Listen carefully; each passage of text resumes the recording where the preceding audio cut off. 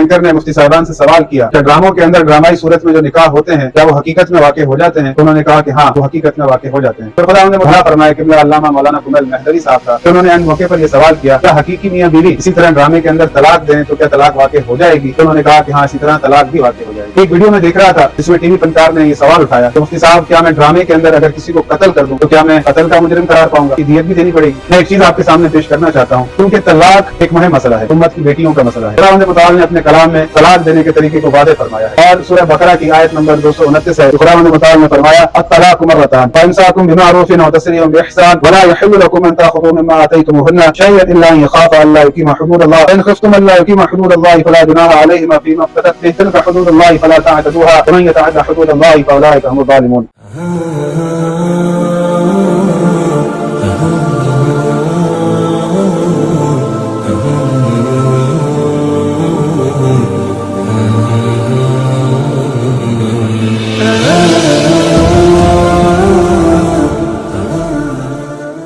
بسم اللہ الرحمن الرحیم، الحمد للہ رب العالمین والصلاة والسلام علی سید المرسلین وآلہ الطیبین الطاہرین المعصومین المظلومین۔ السلام علیکم ناظرین۔ عزیزان، چند روز پہلے ایک ٹی وی چینل پر ایک ویڈیو دیکھنے کا اتفاق ہوا کہ جس میں اینکر نے مفتی صاحبان سے سوال کیا کیا ڈراموں کے اندر ڈرامائی صورت میں جو نکاح ہوتے ہیں کیا وہ حقیقت میں واقع ہو جاتے ہیں؟ تو انہوں نے کہا کہ ہاں وہ حقیقت میں واقع ہو جاتے ہیں۔ پھر خداوند متعال بھلا فرمائے قبلہ علامہ مولانا کمل مہدوی صاحب کا کہ انہوں نے ان موقع پر یہ سوال کیا کیا حقیقی میاں بیوی اسی طرح ڈرامے کے اندر طلاق دیں تو کیا طلاق واقع ہو جائے گی؟ تو انہوں نے کہا کہ ہاں اسی طرح طلاق بھی واقع ہو جائے گی۔ میں آپ کی اجازت سے مفتیان اکرام سے ایک بات پوچھنا چاہوں گا بڑے ادب احترام کے ساتھ، کہ جیسے کہ آپ نے فرمایا کہ اگر کسی نے مذاق میں کہہ دیا ہے، یا فرض کیجئے کہ ڈرامے کی جو بات آئی کہ ڈرامے میں ریئل میاں بیوی ہیں لیکن انہوں نے ڈرامے میں ڈائیلاگ بولتے ہوئے طلاق کہا تو طلاق نافذ ہو جائے گی، جبکہ اس کی نیت یہ نہیں تھی۔ تو کیا یہ صورت نکاح کی بھی رہے گی کہ دو ایکٹر ایکٹریسز کام کر رہے ہیں ڈرامے میں اور انہوں نے ڈرامے میں شادی ہوئی ان کی، تو کیا وہ شادی ہو جائے گی؟ جی ہاں بالکل۔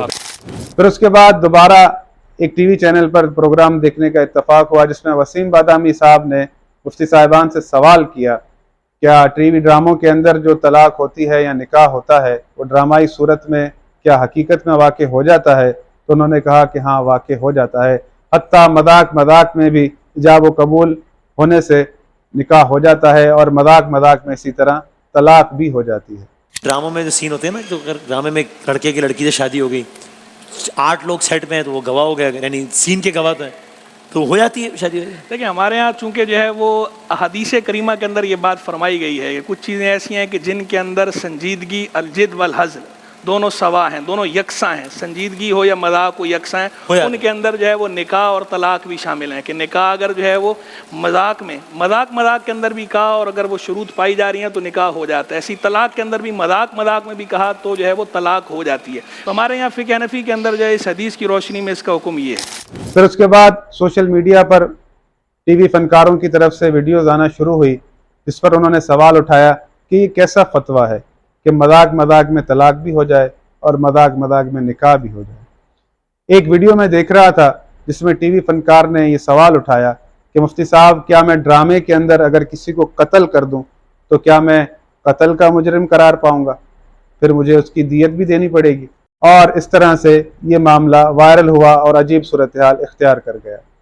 یہاں پر عزیزان محترم میں ایک چیز آپ کے سامنے پیش کرنا چاہتا ہوں، کیونکہ طلاق ایک مہم مسئلہ ہے، امت کی بیٹیوں کا مسئلہ ہے۔ خداوند متعال نے اپنے کلام میں طلاق دینے کے طریقے کو واضح فرمایا ہے، اور سورہ بقرہ کی آیت نمبر 229 ہے کہ خداوند متعال نے فرمایا الطلاق مرتان فامساکم بمعروف او تسریح باحسان ولا يحل لكم ان تاخذوا مما اتيتموهن شيئا الا ان يخافا الا يقيما حدود الله فان خفتم الا يقيما حدود الله فلا جناح عليهما فيما افتدت به تلك حدود الله فلا تعتدوها ومن يتعد حدود الله فاولئك هم الظالمون۔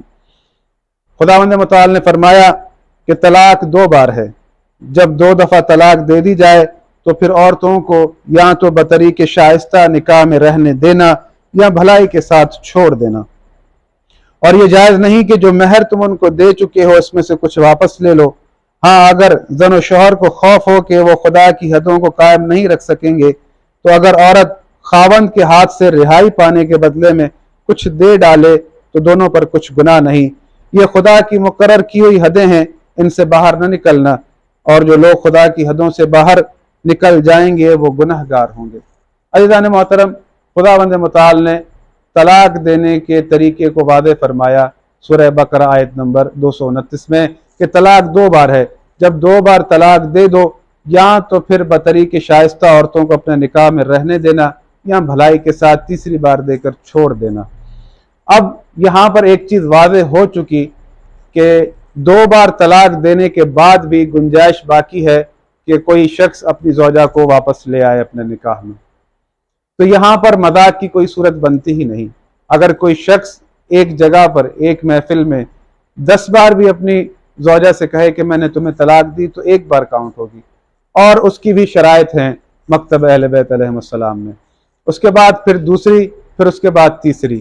یہ طریقہ خداوند متعال نے اپنے کلام میں فرمایا ہے۔ جب واضح طریقہ موجود ہے، پھر مذاق میں طلاق ہونا اور مذاق میں نکاح بھی ہو جانا، یہ بات سمجھ میں نہیں آتی۔ عزیزان محترم، کلام خداوندی ہمارے اور آپ کے درمیان حجت ہے، اس پر تمام امت متفق ہے۔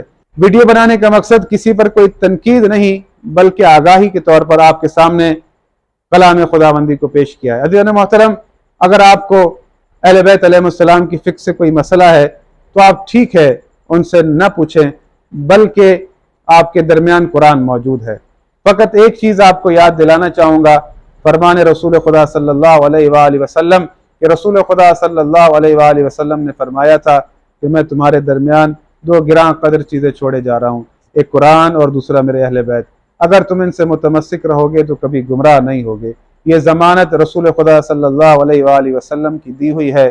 خداوند متعال سے دعا ہے کہ مجھے اور تمام مسلمانوں کو محمد و آل محمد علیہ السلام سے متمسک رہنے اور کلام خداوند متعال سے متمسک رہنے کی توفیق عطا فرمائے، اور دعا ہے خداوند متعال سے کہ آپ ہمیشہ خوشحال رہیں۔ السلام علیکم ورحمۃ اللہ وبرکاتہ۔